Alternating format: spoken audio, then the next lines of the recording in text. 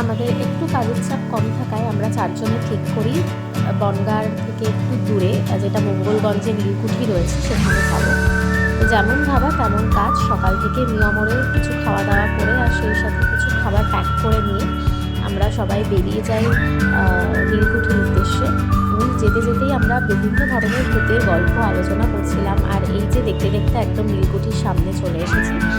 তবে এখন সেভাবে কিছু আছে কিনা আমি জানি না, তবে লোকমুখে বেশ কিছু কথা ছড়িয়ে সেখানটাই আর কি মানুষের একটা বিশ্বাস রয়েছে। তো যাই হোক, তবে বাড়িটার অবস্থা খুবই খারাপ, বেশ বিপজ্জনক বাড়ি বলা যেতে পারে। ভূত আছে কিনা জানি না, তবে বেশ খানিকটা বিপজ্জনক।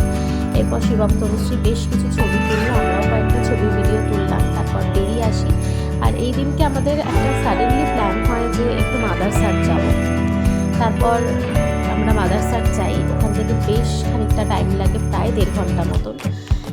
আমাদের পৌঁছাতে পৌঁছাতে সন্ধ্যা হয়ে যায়। এরপর মাদারসাটের ভেতরটা এত সুন্দর সাজানো গোছানো, ভীষণ ভালো লাগছে। তারপরই আমরা বসে পড়ি এবং খাবার অর্ডার দিই। তবে এখানকার খাবারগুলো বেশ সুন্দর, তবে একটু বুঝে অর্ডার দিতে হবে, কারণ কোনটার সাথে কোন খাবারটা ভালো যায়